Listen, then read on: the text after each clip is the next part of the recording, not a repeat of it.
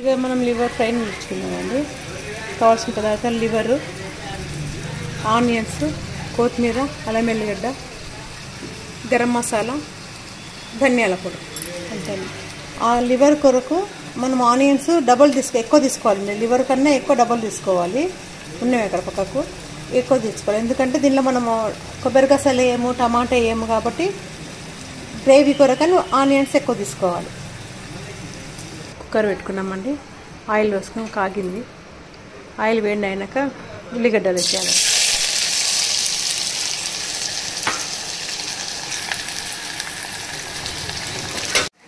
Onions వేగుతున్నామండి. దీనిలో కొంచెం ఉప్పు వేసుకుందాము.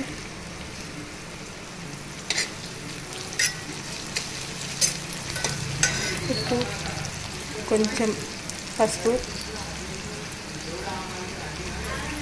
పసుపు వేసేసాము. అలాగే ఒకటేసారి అల్లం వెల్లిగడ్డ కూడా వేసేద్దామండి.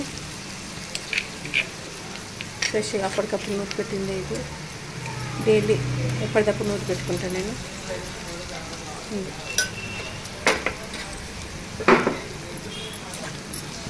దగ్గర కావాలి కొంచెము, అంటే కలర్ మారాలి. దగ్గర కంటే ఏం లేదు. ఉల్లిగడ్డ కొంచెము వైట్ అంతా వెళ్ళిపోతుంది, కలర్ చేంజ్ అవుతుంది.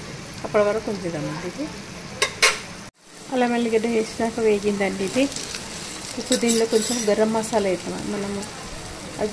లవంగా, ఇలాచి అవేవి పోపులు వేయలే కదా, ఓన్లీ మనము గరం మసాలా వేసుకుందాం. లవంగా అవి నోట్లోకి వస్తే అడ్డం పిల్లలు తినలేదు కదా, అందుకని ఓన్లీ గరం మసాలా. నేను దానిలోనూ గరం మసాలానే వాడతాను. అవి వేయనండి.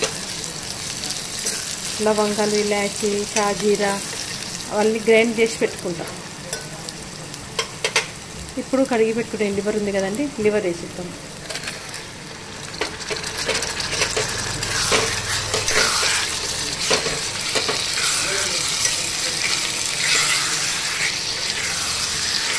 లివర్ ఇప్పుడు మూత పెట్టిద్దామండి. దీనికి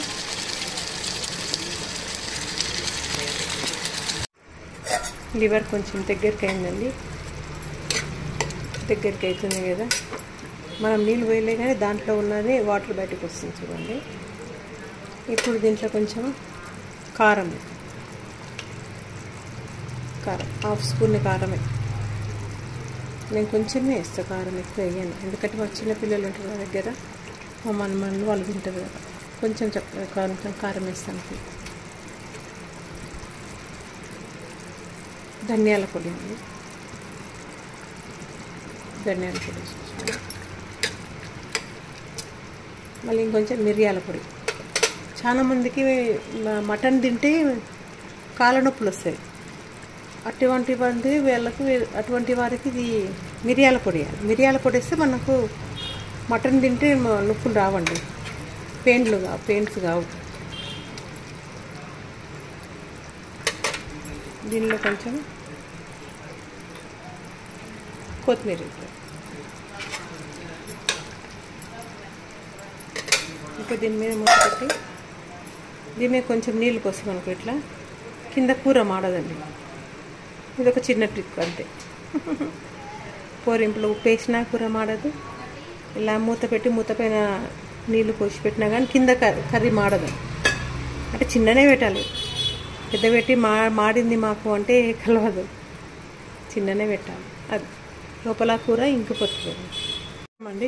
కర్రీ ఎంతవరకు వచ్చిందో, నీళ్ళు మసిలిపోయింది పైన, కింద మాడలేదండి.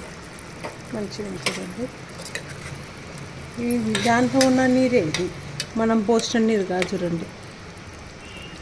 లివర్లో ఉండదు, లివర్లో ఇది కడాయిలో చేస్తే మంచి టేస్ట్ వస్తుందండి. కడాయిలో కానీ అది మన కుండలో కానీ చేస్తే మంచిగా వస్తుంది. నాది కుండ మొన్న పగిలింది కదండి, అంటే క్రాక్ వచ్చింది, పగలలేదు, క్రాక్ వచ్చింది. అందువల్ల దాన్ని చేస్తలేము. ఇది దగ్గరికి అవుతుందండి. దీనిలో ఎంతకైతే మనం నీళ్ళు పోసి పెట్టుకున్నాం కదా, ఇవే నీళ్ళు దీనిలో పోసి పెట్టాము.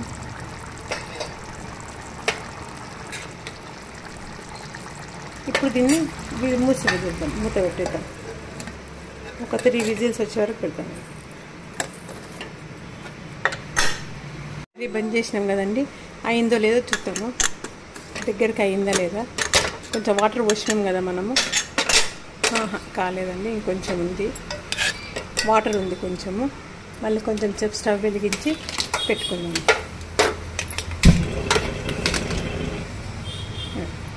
దగ్గరికి అయినాక చూద్దాం. దగ్గరికి అయిందండి కర్రీ.